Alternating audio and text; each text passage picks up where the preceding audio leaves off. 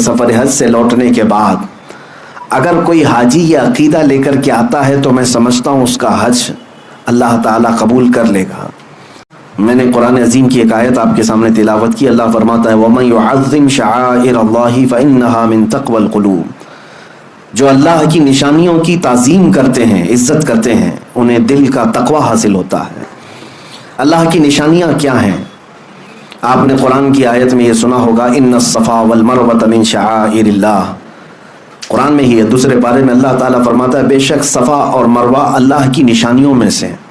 صفا مروہ کیا ہے؟ یہ دو پہاڑیاں ہیں، کعبے کے قریب دو پہاڑیاں ہیں صفا اور مروہ۔ ان دو پہاڑیوں کو اللہ تعالیٰ فرماتا ہے کہ یہ اللہ کی نشانیوں میں سے ہیں۔ کس لیے نشانیاں ہیں؟ اور قرآن میں چوتھے پارے میں آپ پڑھیں گے اللہ تعالیٰ فرماتا ہے ان اول بیت وضع للناس للذی ببکۃ مبارکا وہدی للعالمین فیہ آیات بینات مقام ابراہیم۔ اللہ فرماتا ہے سب سے پہلے اس روئے زمین پر جو گھر بنا ہے وہ خانہ کعبہ ہے جو مکہ میں بنا ہے۔ کس لیے؟ کہ وہ پوری دنیا کے لیے ہدایت کا ذریعہ بنے اور برکت کا ذریعہ بنے، اور اللہ فرماتا ہے اس میں کھلی ہوئی نشانیاں ہیں۔ خانہ کعبہ کو اللہ فرماتا ہے اس میں کھلی ہوئی نشانیاں ہیں۔ صفا اور مروہ کو کہتا ہے رب تعالیٰ کہ یہ اللہ کی نشانیاں ہیں۔ کیوں میرے عزیزو؟ یہاں پر کچھ باتیں مجھے عرض کرنی ہے۔ سفر حج سے لوٹنے کے بعد اگر کوئی حاجی یہ عقیدہ لے کر کے آتا ہے تو میں سمجھتا ہوں اس کا حج اللہ تعالیٰ قبول کر لے گا۔ کیا چیز؟ بہت سارے جاتے ہیں اور بھیڑ بھاڑ کو دیکھتے ہیں، لاکھوں لوگ اس طرف پڑھ رہے ہیں، لاکھوں لوگ یہ کر رہے ہیں، لاکھوں لوگ وہ کر رہے ہیں۔ ایک بات یاد رکھیں، اسلام بھیڑ سے نہیں چلتا، اسلام آتھینٹک چیزوں پر چلتا ہے، اس کی جڑیں مضبوط ہیں، یہ حقانیت کی بنیاد پر چلتا ہے۔ میں جو بات عرض کر رہا ہوں وہ یہ ہے کہ صفا اور مروہ دو چھوٹی پہاڑیاں ہیں، اب تو ان کی اونچائیاں سب ختم کر دی گئیں، تھوڑی تھوڑی سی نشانیاں باقی رکھا ہے ایک سعودی گورنمنٹ نے، باقی سب تو مٹا دیا۔ صفا اور مروہ پر کیا ہوا کیا تھا آپ کو یہ بھی پتا ہے۔ سیدہ ہاجرہ حضرت ابراہیم علیہ السلام کی اہلیہ، حضرت اسماعیل علیہ السلام کی ماں، 6 ماہ کے حضرت اسماعیل علیہ السلام، قریب چھوٹے سے بچے، ان کی پیاس کی شدت کو بجھانے کے لیے وہ دوڑ لگا رہی تھیں۔ کبھی صفا پر چڑھ کر دیکھتی کہ کہیں پانی نظر آتا ہے، وہاں سے بھاگتی ہوئی مروہ کی طرف جاتی ہیں۔ یہ دونوں پہاڑیوں میں تقریباً آدھا کلومیٹر کا فاصلہ ہے، یا ہو سکتا ہے اس سے تھوڑا آس پاس ہوگا، 500 سے 700 میٹر کے درمیان ایک پہاڑی سے دوسری پہاڑی۔ صفا پر چڑھتی، پھر مروہ پر جاتی، پھر مروہ سے صفا کی طرف۔ لیکن اسماعیل علیہ السلام کو خانہ کعبہ کے قریب وہ سلا کر رکھی ہوئی تھیں زمین پر۔ روایات میں ہے کہ انہوں نے 7 چکر لگائے، پھر اللہ تعالیٰ نے اسماعیل علیہ السلام کی ایڑیوں کے نیچے سے زمزم کا پانی پیدا فرمایا، جس کو آج پوری دنیا پیتی ہے، سیراب ہوتی ہے، برکتیں بھی حاصل کرتی ہے۔ اب مجھے جو بات عرض کرنی ہے وہ یہ ہے کہ سیدہ ہاجرہ نے دوڑ لگائی اسماعیل علیہ السلام کی پیاس بجھانے کے لیے، صفا سے مروہ، مروہ سے صفا، صفا سے مروہ، مروہ سے صفا، یہ ٹوٹل 7 چکر ہوئے۔ اس کے بعد یہ بات اس واقعے کو ہو کر کے ہزاروں سال ہو گئے، لیکن آج بھی حاجی وہاں پر دوڑ لگا رہے ہیں، ہر عمرہ پر جانے والا وہاں پر دوڑتا ہے۔ میرے عزیزو یہ کیا بات ہے؟ اللہ تعالیٰ نے اپنی اس محبوب بندی کی ادا کو قیامت تک آنے والے حاجیوں کے لیے واجب کر دیا۔ یہ اللہ کی نشانی ہے، دونوں پہاڑیاں۔ اب تم دوڑو گے، جو بھی حج کے لیے آئے گا، عمرہ کے لیے آئے گا، دوڑے گا۔ اب مجھے آپ یہ بات بتائیں، کیا آپ بھی کسی کی پیاس بجھانے کے لیے دوڑتے ہیں؟ کیا آپ بھی وہاں پر کسی کو پانی پلانے کے لیے دوڑتے؟ نہیں۔ آپ سب کو پتا ہے ہم آج وہاں پر دوڑ کسی کی پیاس بجھانے کے لیے نہیں، بلکہ اللہ کی ایک محبوب بندی کی ادا پر عمل کرنے کے لیے دوڑتے ہیں۔ اب بات ایک نکتے کی میں عرض کرتا ہوں۔ اللہ کی نشانیوں میں سے ایک نشانی ہے، کیا ہے؟ صفا اور مروہ۔ توجہ چاہتا ہوں، بہت ہی ایک اہم نکتے کی طرف آپ کی طرف توجہ لے جا رہا ہوں۔ اسماعیل علیہ السلام کون ہیں؟ اللہ کے نبی ہیں، بلکہ ابھی شیر خوار ہیں، دودھ پیتے ہوئے ہیں۔ اب یہاں سے مفسرین فرماتے ہیں سیدہ ہاجرہ وہ نبی نہیں ہے، نبی کی بیوی ہے اور نبی کی ماں ہے، لیکن جو دوڑ لگا رہی تھی کس کے لیے دوڑ لگا رہی تھی؟ اسماعیل علیہ السلام کے لیے. مفسرین فرماتے ہیں ایک نبی کی پیاس کے لیے اگر کوئی دوڑے تو اللہ اس کو نشانی بنا دیتا ہے. ایک نبی کی پیاس کے لیے اگر کوئی دوڑے اللہ اس کو نشانی بنا دیتا ہے. اے میرے عزیزو، اگر میرے مصطفیٰ کی عزت کے لیے کوئی دوڑے تو یاد رکھنا قیامت تک اس بندے کو بھی اللہ نشانی بنا دیتا ہے. بے نشانوں کا نشان مٹتا نہیں، مٹتے مٹتے نام ہو ہی جائے گا. آج بر صغیر بلکہ عالم اسلام میں اگر ایک عبقری شخصیت امام اہل سنت فاضل بریلوی امام احمد رضا خان رحمۃ اللہ تعالی علیہ کو پوری دنیا جانتی ہے اور پہچانتی ہے تو اسی بنیاد پر کہ ایک نبی کی عزت اور اس کے پہرے داری کے لیے زندگی وقف کر دیا تھا اور اللہ نے ان کی زندگی کو آج سارے لوگوں کے لیے نشانی بنا دیا. میں اللہ کی نشانیوں میں سے جو نشانیاں ہیں اس کو یہ سمجھ کر کے آیا کہ اب ہمیں اللہ تعالیٰ کی نشانی اگر بننا ہے تو میرے عزیزو نبی کی عزت اور ان کی محبت کے لیے دوڑ لگانا ہوگا. وہاں پر بہت ساری چیزیں ہیں لیکن ایک محب رسول جاتا ہے تو اپنے حبیب کی خوشبوئیں وہاں ڈھونڈتا ہے. بعض بدبخت جاتے ہیں وہ کہتے ہیں کہ یہاں پر اب مصطفیٰ کریم صلی اللہ تعالیٰ علیہ وسلم کا نام لینے کی بھی ضرورت نہیں. نعوذ باللہ من ذالک. کئی ایسوں سے میری ملاقات بھی ہوئی، وہ کہتے ہیں کہ وہ آئے تھے اور اپنا پیغام دیا اور چلے گئے. وہ اتنے امپورٹنٹ نہیں ہے. قرآن امپورٹنٹ ہے، کعبہ امپورٹنٹ ہے. آپ آئے ہیں یہاں پر تو کعبے کا طواف کیجئے، قرآن کی تلاوت کیجئے. نبی نبی کیا کہتے ہیں، یہ ان کی مت ماری گئی ہے. میں نے ان سے کہا کہ نبی اہم نہیں ہے. ایک وہیں کے مقامی رہنے والا برسوں سے رہتا ہے، وہ کہہ رہا تھا کہ نہیں وہ اہم نہیں ہے، قرآن اہم ہے، کعبہ اہم ہے. میں نے کہا احمق کو دیکھو، اگر نبی اہم نہیں ہے تو ایک غیر اہم شخص اگر قرآن لا کے دیا ہے تو قرآن کیسے اہم ہو گیا؟ اگر وہ اہم نہیں ہے تو غیر اہم آدمی اگر کوئی کتاب کے بارے میں کہہ رہا ہے یہ اللہ کی کتاب، تو تو نے مان کیسے لیا کہ یہ اللہ کی کتاب ہے؟ پہلے تجھے یہ تسلیم کرنا پڑے گا جو قرآن لایا ہے وہ سب سے اہم ہے. جس نے کعبہ کی عظمت بتائی ہے وہ سب سے اہم ہے. اگر وہ عظمت نہ بتاتا تو ہمیں کیا پتا؟ اگر وہ قرآن کے اوراق ہمارے سامنے تلاوت نہ کرتا تو ہمیں قرآن کیا پتا؟ اس لیے میرے عزیزو ہمارا معاملہ تو یہی ہے جو امام اہل سنت فاضل بریلوی نے فرمایا ہے کہ طیبہ نہ صحیح افضل مکہ ہی بڑا زاہد، ہم عشق کے بندے ہیں کیوں بات بڑھائی ہے. اعلیٰ حضرت فرماتے ہیں کہ اے لوگو تم نے تو ابھی نبی پاک صلی اللہ علیہ وسلم کی عظمت کو دیکھا ہی کیا ہے. اگر دیکھنا ہے تو آؤ کھانے کعبہ کے پاس اور کعبے کو توجہ سے دیکھو تو پتہ چلے گا. غور سے سن تو رضا کعبے سے آتی ہے صدا، میری آنکھوں سے میرے پیارے کا روزہ دیکھو. حاجیو آؤ شہنشاہ کا روزہ دیکھو، کعبہ تو دیکھ چکے کعبے کا کعبہ دیکھو. عزیزان گرامی وقار، وہاں پر ہم نے حضور پاک صلی اللہ تعالیٰ علیہ وسلم کی نشانیاں اور حضور کی خوشبوئیں ڈھونڈنے کی کوششیں کی ہیں. توجہ چاہتا ہوں، صفا اور مروہ کو اللہ تعالیٰ نے کیا فرمایا؟ اللہ کی نشانیاں ہیں. توجہ ہے میری طرف؟ میں کچھ چیزیں سمجھا کر کے جاؤں گا. اللہ جلد آپ کو حج نصیب فرمائے اور خانہ کعبہ اور مدینہ طیبہ کی حاضری ہو تو میری یہ باتیں آپ کے کانوں میں گونجتی رہیں کہ دیکھنا ہے تو ہمیں کیا دیکھنا چاہیے. صفا مروہ ضرور دیکھیں لیکن یاد ضرور کریں کہ نبی کے لیے دوڑ لگانے کی وجہ سے 3000 سال بھی گزر جائیں تو وہ پرانا نہیں ہوتا. نہ حضرت حاجرہ کی یاد پرانی ہوتی ہے. اب میں آگے اور ایک بات عرض کرتا ہوں. اللہ تعالیٰ فرماتا ہے وَاتَّخِذُوا مِن مَّقَامِ إِبْرَاهِيمَ مُصَلًّى.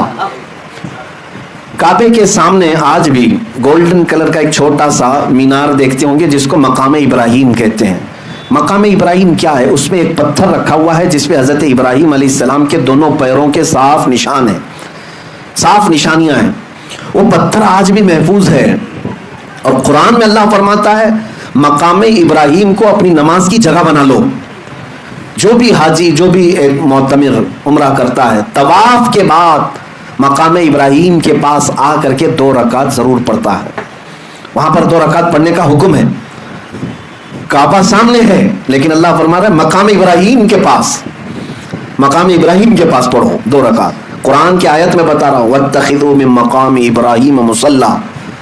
اپنی نماز کی جگہ بناؤ مقام ابراہیم کو. اب ہم نے محسوس کیا، تحقیق کیا تو سارے لوگوں کی زبان پر ایک ہی بات جاری. اور وہاں پر بھی جا کر کے آپ پوچھیں گے، کچھ لوگ اس کے ارد گرد کھڑے بھی رہتے ہیں محافظ کی حیثیت سے کچھ پولیس والے اور کچھ لال دوپٹے والے، وہ لوگ جب بھی آپ سوال کریں گے تو یہی کہیں گے کہ یہ پتھر ہے جس پر کھڑے ہو کر کے ابراہیم علیہ السلام نے کعبے کی تعمیر کی. اور ظاہر سی بات حقیقت ہے، تاریخ بھی ہے. وہ پتھر کی ایک تاریخ یہ ہے کہ ابراہیم علیہ السلام اس پتھر پر کھڑے ہو کر کعبے کی دیواریں بلند کرتے تھے. دیوار جتنی بلند ہوتی تھی پتھر بھی اونچا ہو جاتا تھا. جب ابراہیم علیہ السلام کو اترنا ہوتا تو پتھر چھوٹا ہو جاتا تھا. وہ فلیکسیبل سیڑھی کی طرح تھا، خود اونچا ہوتا تھا اور خود نیچے ہو جاتا تھا. اب یہ پتھر ابراہیم علیہ السلام کے خانہ کعبہ کی تعمیر کرنے کی نشانیوں میں سے ایک نشانی رکھی گئی ہے، محفوظ ہے. تو میں آپ سے پوچھتا ہوں، کیا وہ پتھر اتنا افضل اسی لیے ہے کہ اس پر کھڑے ہو کر ابراہیم علیہ السلام نے کعبے کی تعمیر کی؟ میرے عزیزوں، مشہور تو یہی ہے، لیکن عشق والوں کی زبان سے پوچھیں تو ان کی تحقیق میں ایک اور باب کا اضافہ بھی ہوتا ہے. فرماتے ہیں مفسرین کہ اس پتھر کی ایک یادگار اور بھی ہے. صرف کعبے کی تعمیر نہیں ہوئی اس پتھر پر کھڑے ہو کر، بلکہ جب خانہ کعبہ کی تعمیر مکمل ہوئی تو اس پتھر پر کھڑے ہو کر ابراہیم علیہ السلام نے ایک دعا کی تھی، ربنا وبعث فیہم رسولا من انفسہم یتلو علیہم آیاتہ ویزکیہم ویعلمہم الکتاب والحکمہ انک انت العزیز ویعلمہم الکتاب والحکمۃ ویزکیہم انک انت العزیز الحکیم. ابراہیم علیہ السلام نے اس پتھر پر کھڑے ہو کر یہ دعا کی تھی، اے ہمارے رب، یہاں پر بسنے والوں میں سے ایک رسول پیدا فرما، ایک رسول پیدا فرما جو لوگوں کے دلوں کو صاف کرتا ہو اور کتاب و حکمت کی انہیں تعلیم دیتا ہو. مولا بے شک تو حکمت والا اور غالب حکمت والا ہے. ابراہیم علیہ السلام نے اس پتھر پر کھڑے ہو کر کے دعا کیا کی تھی؟ اے اللہ ایک رسول پیدا فرما. اب میں آپ کو بتاتا ہوں، پوری تاریخ میں ابراہیم علیہ السلام سے لے کر آج تک تقریباً 4000 سال کے عرصے میں مکہ میں سوائے میرے مصطفیٰ کے کوئی اور رسول نہیں پیدا ہوا، کوئی اور رسول نہیں آئے. ابراہیم علیہ السلام نے دعا کی تھی. ابراہیم علیہ السلام اس پتھر پر کھڑے ہو کر دعا کیے تھے.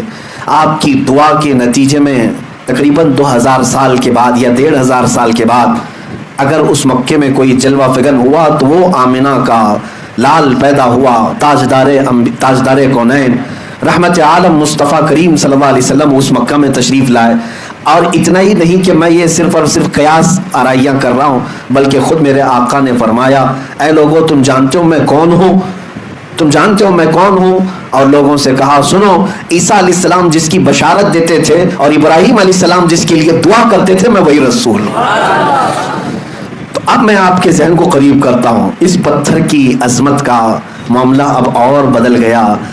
کہا گیا، مفسرین فرماتے یہ پتھر اس لیے بھی افضل ہو گیا کہ اس پتھر پر کھڑے ہو کر ابراہیم علیہ السلام نے ہمارے رسول کو مانگا تھا، ہمارے رسول کے پیدا ہونے کی دعا کی تھی، اور اللہ تعالیٰ نے ابراہیم علیہ السلام کی دعا قبول بھی کی، اور اللہ کریم نے ابراہیم علیہ السلام کی اولاد میں ہی میرے نبی کو پیدا فرمایا.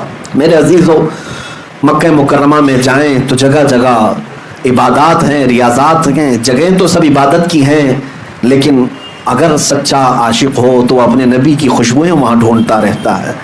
خانہ کعبہ صرف 4 کونے والی ایک عمارت کا نام نہیں ہے، اس کی عظمت بتاتی ہے کہ اس کو آلائشوں سے پاک کرنے والا میرا مصطفیٰ ہے، نبی کریم صلی اللہ تعالیٰ علیہ وسلم کی ذات کریمہ ہے. آپ کو یہ بھی میں بتاؤں، خانہ کعبہ کے پاس طواف کرنے کی بھی جو انداز ہیں وہ بھی آج ایک الگ انداز رکھتے ہیں. آپ تو دور بیٹھے ہوئے گھومتے ہوئے لوگوں کو دیکھتے ہوں گے، نہیں، اس کے مکمل آداب ہیں، اس کے طریقے ہیں. خانہ کعبہ کے 7 چکر طواف کرنے ہوتے ہیں. حجر اسود جہاں لگا ہوا ہے وہاں سے طواف شروع ہوتا ہے اور پھر گھومتے ہوئے واپس وہیں آتے ہیں. اب انداز کیا ہونا چاہیے؟ طواف کا انداز کیا ہے؟ میرے عزیزو، ہے تو اللہ کی عبادت، لیکن وہاں طریقے میرے مصطفیٰ کے نظر آتے ہیں. فرمایا گیا حاجی کو احرام پہنے، احرام پہننے کے بعد جب طواف شروع کرے گا 7 چکر میں سے پہلے 3 چکر وہ رمل کرے گا. رمل کا مطلب کیا ہے؟ سینہ تان کر اکڑ کر چلے گا. پوری زندگی بھر اکڑ کر کے چلنا حرام ہے. قرآن پاک میں اللہ نے فرمایا، وَلَا تَمْشِ فِي الْأَرْضِ مَرْحًا، زمین پر اکڑ کر مت چلو، اس لیے کہ نہ تم زمین کو پھاڑ سکتے ہو نہ پہاڑوں تک پہنچ سکتے ہو. اور جو اکڑ کر کے چلتا ہے، غرور اور گھمنڈ اور تکبر کرتا ہے، اس کے لیے اذیت ناک سزائیں قیامت کے دن ان کی حیثیت چونٹیوں کی طرح بنائی جائے گی. جو اکڑتے تھے زمین پر اور انہیں لوگوں کے پیروں سے روندایا جائے گا. لیکن ایک مقام ایسا ہے جہاں حکم دیا جا رہا ہے اکڑ کے چلو, سینہ تان کر کے چلو. ہم جاتے ہیں, موقع تو نہیں ملتا, بھیڑ بھاڑ ہوتی ہے, لیکن موقع ملتا ہے تو سینہ تان کر. اور وہ انداز کیسا ہے؟ وہ انداز پہلوانوں کا انداز ہوتا ہے, پہلوانوں کا انداز. باقی دوسری جگہوں پر پہلوانی دکھانے کے لیے بھی تمہیں اکڑنے کی اجازت نہیں, لیکن وہاں پر حکم ہے کہ سینہ تان کر کے چلو, رمل کرو. یہ اس کا پس منظر کیا ہے, اس کا بیک گراؤنڈ کیا ہے؟ میرے عزیزو, خانہ کعبہ کے پاس طواف تو پہلے نارمل ہی ہوتا تھا, لیکن آپ کو میں بتاؤں رسول پاک صلی اللہ تعالیٰ علیہ وسلم کے ساتھ جو اذیتیں مکہ والوں نے کی ہیں, جو تکلیفیں مشقتیں مکہ والوں نے حضور کی ذات پر ڈالی ہیں, شاید ہی تاریخ میں آپ کو ایسا نہ ملے. حضور جس وطن میں پیدا ہوئے اس وطن کی زمین حضور کے لیے تنگ کر دی گئی تھی. حرم کعبہ میں حضور عبادت کرنے کے لیے آتے تو ان کے ساتھ بہت زیادتیاں کی جاتی, کئی مرتبہ ہاتھ اٹھائے گئے. حضور اکرم صلی اللہ علیہ وسلم کے صحابہ کو مارا گیا, حضرت ابو بکر صدیق رضی اللہ تعالیٰ عنہ کو وہاں بہت مارا گیا. کیا کیا تکلیفیں اٹھائی. 3 سال مکہ میں حضور نے ایسے گزارے جس میں پورے مکہ والوں نے سوشل بائیکاٹ کیا تھا. کیسا سوشل بائیکاٹ کہ حضور اکرم صلی اللہ علیہ وسلم کے اور ان کے خاندان کے ساتھ نہ کوئی کلام کرتا, نہ کوئی خرید و فروخت, نہ کوئی دعوت, کچھ نہیں. کھانے کی ایک چیز بھی حضور کے گھر تک آنے نہیں دیا جاتا تھا. ان 3 سالوں میں رسول پاک صلی اللہ علیہ وسلم نے درختوں کے پتے کھائے اور چمڑے ابال کر کے کھائے. شاہد ابی طالب, یہ مشہور ہے سیرت میں, نبی پاک صلی اللہ علیہ وسلم کے ساتھ ایسی ایسی ظلم و ستم کی کہانیاں ان مکہ والوں نے لکھی. لیکن ایک وقت وہ بھی آیا جب اللہ کا حکم ہوا کہ میرے محبوب آپ ہجرت کر کے مدینے چلے جائیں. مدینے گئے. میرے آقا صلی اللہ علیہ وسلم جب مدینے گئے تو ان ظالموں اور کافروں نے کیا حضور کو وہاں بھی چھوڑ دیا تھا؟ نہیں, بلکہ یہاں سے جتھے لے کر کے جاتے, صحابہ کے باغیچوں پر حملے کرتے. مدینے میں اگر کوئی تنہا ملتا باہر مدینے والا, اس کو مار پیٹ کرتے. انہی تکلیفوں کی وجہ سے جنگ بدر بھی ہوئی, جنگ احد بھی ہوئی, جنگ خندق بھی ہوئی. مکہ اور مدینے والوں کے بیچ میں یہ سب جنگیں ہوئی ہیں. حضور 450 کلومیٹر دور جا چکے تھے مکہ سے, لیکن پھر بھی مکہ والے سکون سے نہیں بیٹھ رہے تھے کہ ہم لڑیں گے ان سے.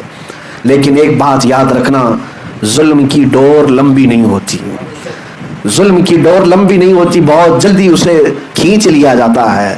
ظالموں کی تاریخ آپ اٹھا کر کے دیکھ لیں, ایک وقت آتا ہے جب وہ اپنے ہی گھر میں ایسے قید ہو جاتے ہیں کہ ان کا کوئی پرسان حال نہیں ہوتا. آج بھی جو ظلم ہو رہا ہے, مجھے امید یہی ہے انشاءاللہ وہ وقت قریب ہے جب رب تبارک و تعالیٰ اپنی رسی کھینچے گا تو یہ اپنے ہی گھر میں بے آب و دانہ اور بغیر کسی پرسان حال کے دم توڑنے پر مجبور ہو جائیں گے. آپ انتظار کریں. ہاں, جب بھی اہل حق کے ساتھ ظلم بڑھتا ہے تو زیادہ نہیں, تھوڑے دنوں تک یہ ظالموں کو اللہ ڈھیل دیتا ہے, اور یہ ہماری آزمائش بھی ہوتی ہے. ظالم ہرگز یہ نہ سمجھے کہ وہ جو کر رہا ہے وہ سب اچھا ہے, بلکہ آج تو کچھ بھی نہیں ہے, اس سے بڑے بڑے فرعون, شداد, ہارون, حامان, قارون سب آ کر کے گئے. ان کے پاس مال بھی تھا, تخت بھی تھا, تاج بھی تھا, سب تھا, لیکن اپنے ظلم کی وجہ سے وہ باقی نہیں رہے. میرے عزیزوں, 6 سال گزرے ہجرت کے, 6 سال.